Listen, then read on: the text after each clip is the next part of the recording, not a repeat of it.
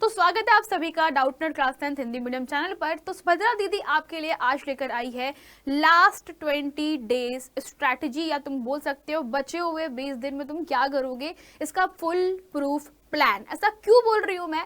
क्योंकि बच्चों जैसे कमेंट सेक्शन थोड़ा पढ़ते रहती हूँ मैं, और कमेंट सेक्शन में मैंने देखा अभी भी बहुत सारे बच्चों को घबराहट हो रही है, डर हो रहा है, और बहुत सारे बच्चे तो इतना ज्यादा डर चुके हैं कि मैम पढ़ तो लिया है फिर भी ना आत्मविश्वास नहीं आ रहा, कॉन्फिडेंस तुम्हारा जीरो हो चुका है। ये जो तुम्हारा लेवल जीरो हो रहा है वो क्यों हो रहा है?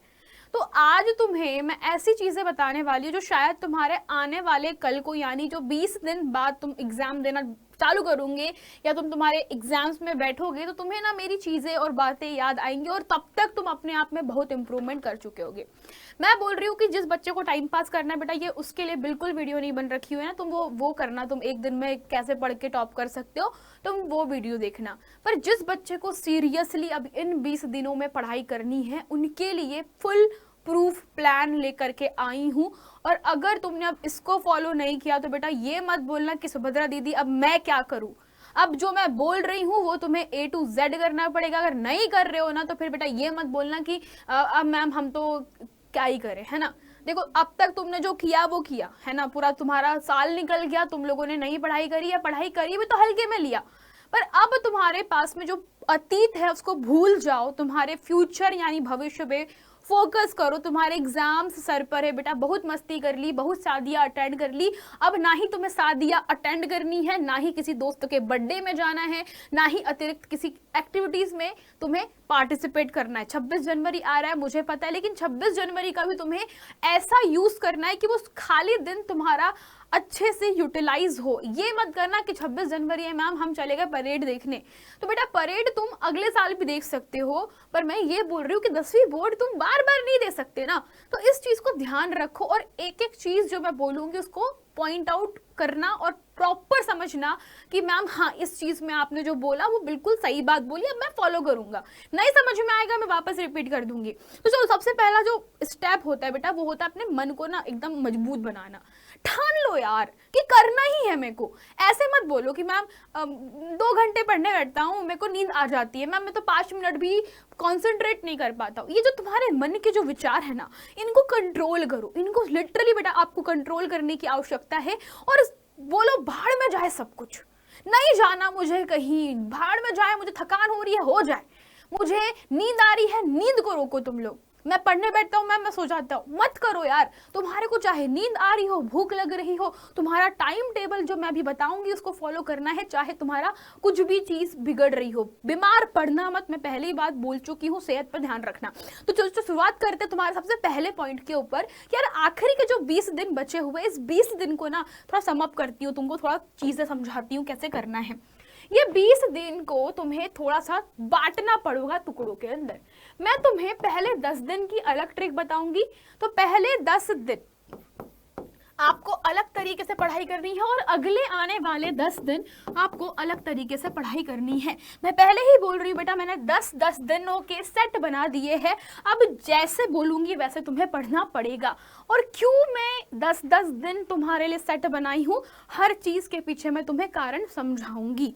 तो चलो शुरुआत करते हैं। सबसे पहला पॉइंटर जो आपको इस 20 दिनों के लिए तैयार रखना है वो ये है बच्चों कि अब आपको ना ऐसे नहीं पढ़ना कि विज्ञान पढ़ूं मैम, की गणित पढ़ूं मैम, संस्कृत पढ़ूं, आर्ट पढ़ूं, समझ नहीं आ रहा मैडम मैं क्या पढ़ूं।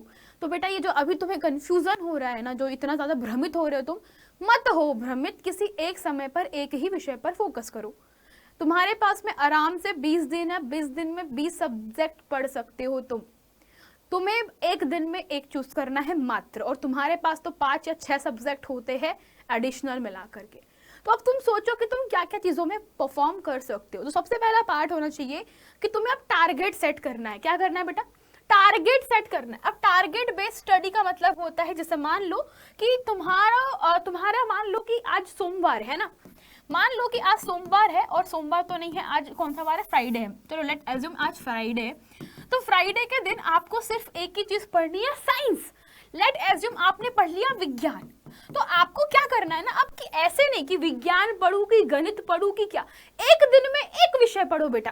तो विज्ञान के 3 हिस्से कर सकते हो तुम, एक होता है केमिस्ट्री, एक होता है बायोलॉजी, और एक होता है बेटा फिजिक्स। अब इसमें तुम्हें स्टडी करनी है। तुम देखो कि तुम्हारे पास में केमिस्ट्री में कितना पढ़ लिया है, बायोलॉजी में कितना पढ़ लिया है, फिजिक्स में कितना पढ़ लिया है, क्या हमको आता है या नहीं आता है, तुम डिसाइड कर लो। और तुम एक दिन में एक चीज निपटाओ रे, आराम से होगी। एक दिन में एक विषय पे फोकस करो, आराम से तुम्हारा काम बनेगा।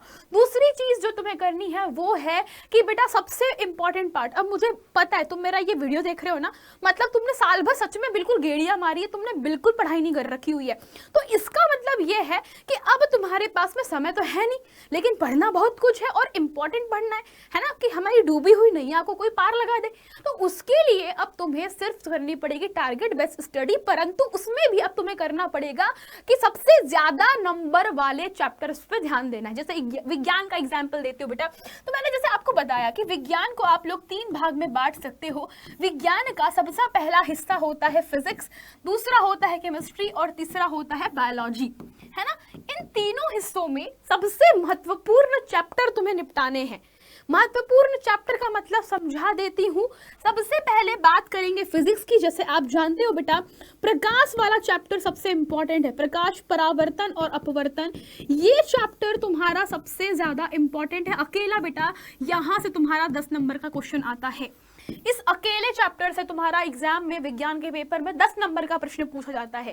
इसी प्रकार से बेटा अगर केमिस्ट्री की बात कर रहे हो तो कार्बन वाला जो अध्याय है तुम्हें बहुत अच्छे से पढ़ना है। कार्बन वाला चैप्टर, कार्बन और उसके यौगिक चैप्टर नंबर 4 बहुत अच्छे से तुम्हें स्टडी करनी है, क्योंकि सबसे ज्यादा, जैसे मैंने बोला, 10 नंबर यहाँ से तो 10 नंबर यहाँ से फंसेंगे। और इसी प्रकार से बायोलॉजी में बेटा आता है चैप्टर आपका जैव प्रक्रम। इन सभी से सबसे ज्यादा क्वेश्चन पूछे जाते हैं। तो अगर आपको ध्यान रखना है कि मैम कहां से मैं शुरुआत करूं, अगर तुम्हें बिल्कुल समझ नहीं आ रहा कि शुरुआत कहां से करना है, तो बेटा सबसे ज्यादा चैप्टर जिसके ऊपर सबसे ज्यादा नंबर, तो 10 नंबर 10 नंबर 10 नंबर 30 नंबर तुम लोगों ने यहीं पे पका लिए। अब बच्चों 30 नंबर की तुम्हारी तैयारी हो चुकी है। अब तुम जाओगे थोड़े से फिर लेस इंपॉर्टेंट, जैसे कि अगर फिजिक्स की बात करूं तो आप जानते हो बेटा दूसरा चैप्टर होता है विद्युत वाला।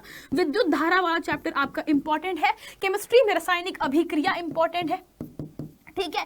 और उसके पश्चात बेटा बायोलॉजी में अनुवांशिकी और जैव विकास। तो इस प्रकार से आपको अपना क्या करना है, टाइम टेबल डिसाइड करना है कि पहले इनको पढ़ूंगा फिर मैं इनको पढ़ूंगा। और ऐसे करके बेटा तुम लोगों ने यहीं पे बैठे बैठे लगभग नहीं तो बेटा कम से कम 30 40 50 नंबर की तैयारी तुमने कर ली है। बचे हुए जो तुम्हारे 10-20 नंबर है वो तुम्हें अब मेहनत करनी पड़ेगी, ठीक है। तो ये तुम्हें करना पड़ेगा सिर्फ विज्ञान में नहीं, तुम्हें सामाजिक विज्ञान के लिए, तुम्हें सामाजिक विज्ञान के साथ साथ मान लो कि तुम्हारा अंग्रेजी हो या फिर तुम्हारा हिंदी हो, संस्कृत हो या फिर गणित ही क्यों ना हो, तो सबसे अधिक जहां से आता है ना पेपर में, वही वाले चैप्टर के ऊपर हम लोग ध्यान रखेंगे।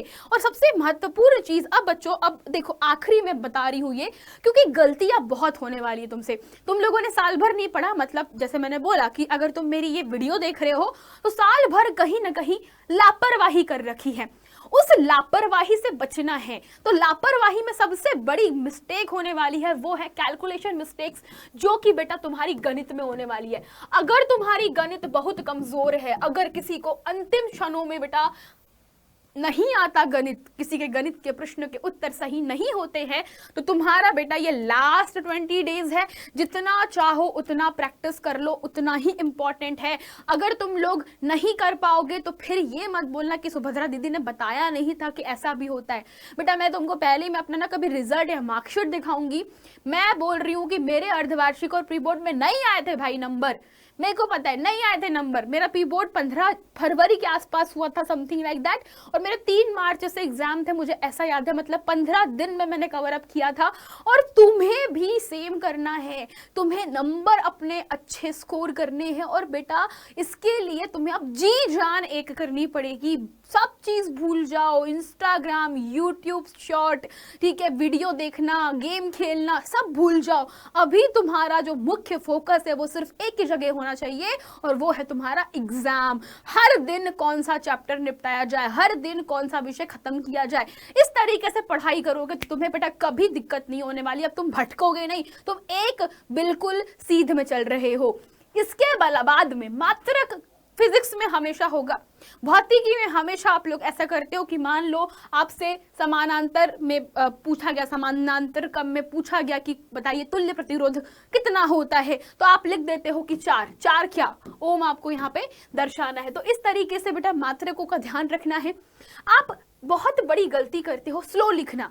जिसको स्लो स्लो लिखने की आदत है, बहुत सारे बच्चे होते हैं बड़े प्यार से आराम आराम से सजा सजा के लिखते हैं कॉपी के अंदर। बेटा तुम्हारे पास में 3 घंटे है, मात्र 3 घंटे हैं। इन 3 घंटों को तुम्हें चमत्कारी बनाने हैं। चमत्कारी मतलब ये 3 घंटों में तुम्हें लगभग 30 प्रश्न करने हैं। कैसे करोगे यार?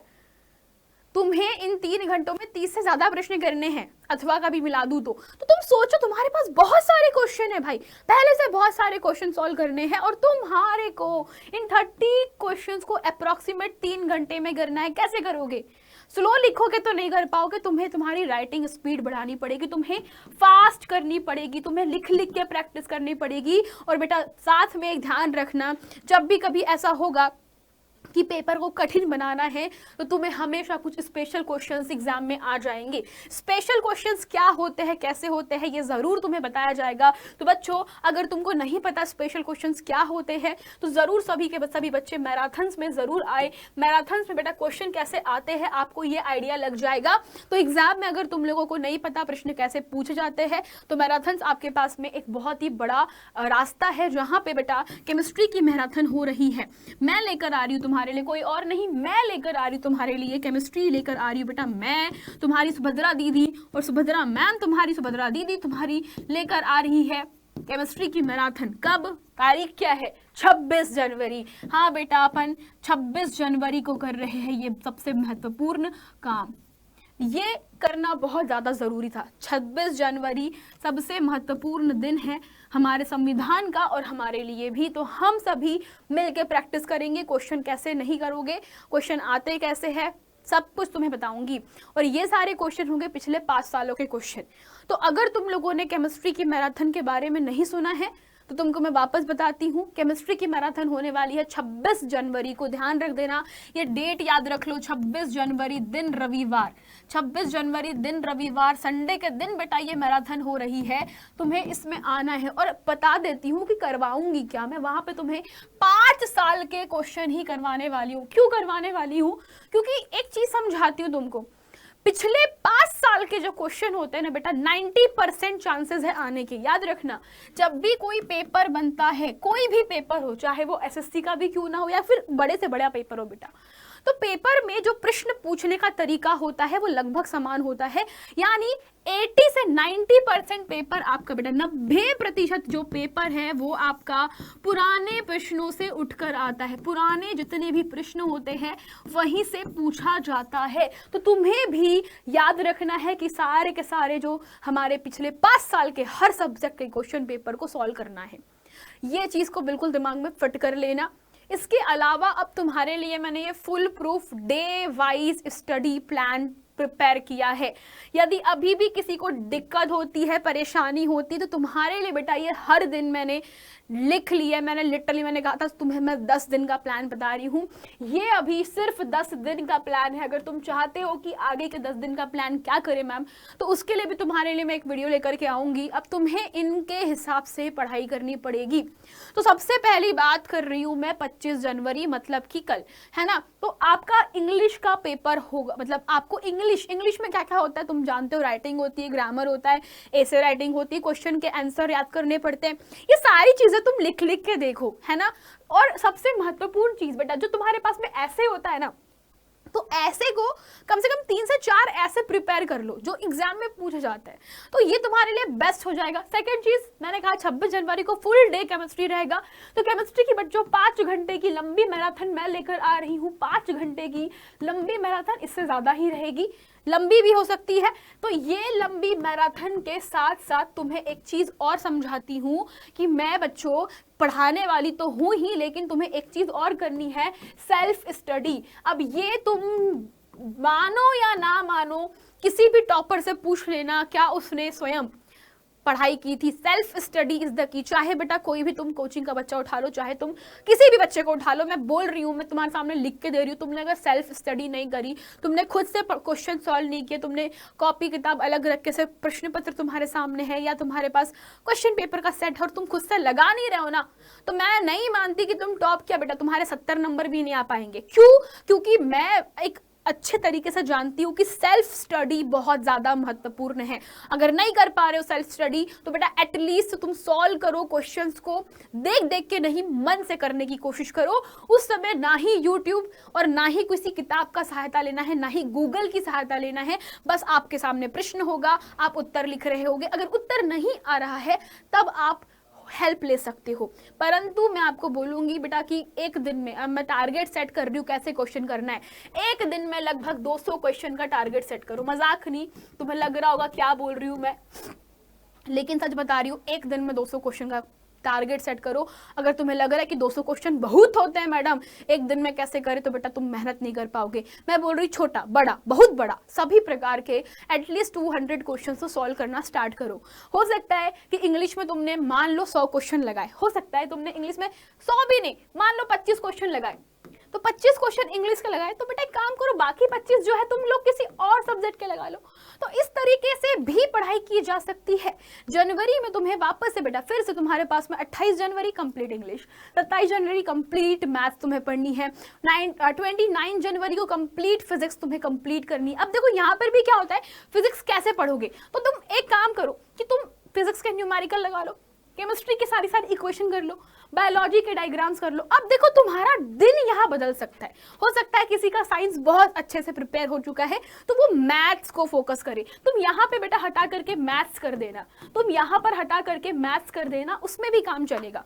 तुम डिसाइड करो कि तुम्हारा कौन सा दिन क्या हो सकता है। ये मैंने उन बच्चों के लिए बनाया है जिनकी कुछ भी तैयारी नहीं हो रखी है, और अगर तुम सच में बहुत अच्छा प्रिपरेशन करना चाहते हो तो बेटा फॉलो कर लो यार, इसको बिल्कुल छाप लो, बिल्कुल छाप लो। और जिस दिन, जैसे मान लो मैंने लिखा है हिंदी प्लस इंग्लिश, उस दिन एसएसटी भी पढ़ लो, ठीक है। यहाँ पर मान लो कि तुम्हारी केमिस्ट्री बहुत अच्छी है या फिर इंग्लिश बहुत अच्छी है, बार बार पढ़ना पड़ रहा है इंग्लिश, एसएसटी कर लो। तो इस तरीके से तुम क्या करो बेटा, क्लास को प्लान करो। एंड लिटरली बता रही हूँ, जिस दिन तुम्हें करना सीख जाओगे तुम्हारा बहुत सारा काम हल्का हो जाएगा। एंड कोशिश करो कि यही तुम्हें 20 डेज का फुल प्रूफ प्लान करना पड़ेगा। इसके बाद के जो बेटा बाकी के 10 दिन हैं, अगर तुम सच में ये 10 दिन अच्छे से पढ़ लेते हो, पहले मेरा काम है 3 फरवरी तक तुम बस पढ़ लो।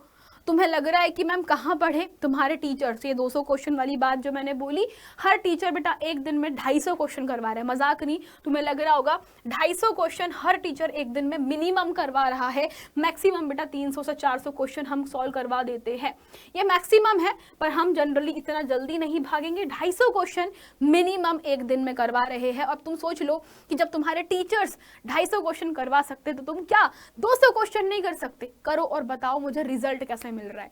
और इतना कर लिया ना बेटा, मजाक नहीं, तुम्हारे नंबर, तुम्हारा जो स्कोर है वो यूं हाई जाएगा, तुम्हें कॉन्फिडेंस अपने आप आने लगेगा। शुरू में क्वेश्चन समझ नहीं आएंगे, नहीं आएगा पता है मुझे, लेकिन फिर आदत बन जाएगी। तुम जब करना चालू करोगे ऑटोमेटिकली तुम्हारे पास में एग्जाम में बेस्ट नंबर आएंगे। एंड ट्रस्ट मी गाइस, इसका रिजल्ट बहुत बढ़िया आएगा। That's it for today. अब जब 8 तारीख को, मतलब आखिरी हमारा 3 फरवरी तक के तुम ये काम करो, उसके बाद मैं वापस से तुम्हारे लिए एक छोटा वीडियो लाऊंगी कि अब 3 फरवरी के बाद क्या करना है, ठीक है। तो मिलते हैं 26 जनवरी को, मैं वापस लिख देती हूँ, मिलते हैं हम लोग 26 जनवरी। ये डेट को ध्यान से याद कर लो। केमिस्ट्री की बेटा महामैराथन है, केमिस्ट्री की महामैराथन समझते हो ना क्या होता है? महामैराथन। और केमिस्ट्री की जो महामैराथन है, इस महामैराथन के लिए ही मैं बच्चों आज बात कर रही हूँ। और इसमें मैं तुम्हें हर चीज़ समझाऊंगी, जो मैंने स्पेशल क्वेश्चन की बात करी, जो तुम्हारे लिए मैंने स्पेशल क्वेश्चन की बात करी, जो कि तो कभी कभी बोर्ड तुम्हें उल्लू बनाने के लिए डाल देता है, तो इन सभी के लिए भी हम लोग वहाँ पर डिस्कशन करेंगे। तो मिलते हैं हम लोग बाद में 26 जनवरी को सुबह, समय याद रखना, सुबह के 10 बजे। Okay, that's it, bye bye, ध्यान रखिएगा। मिलते हैं 10 बजे 26 जनवरी रविवार।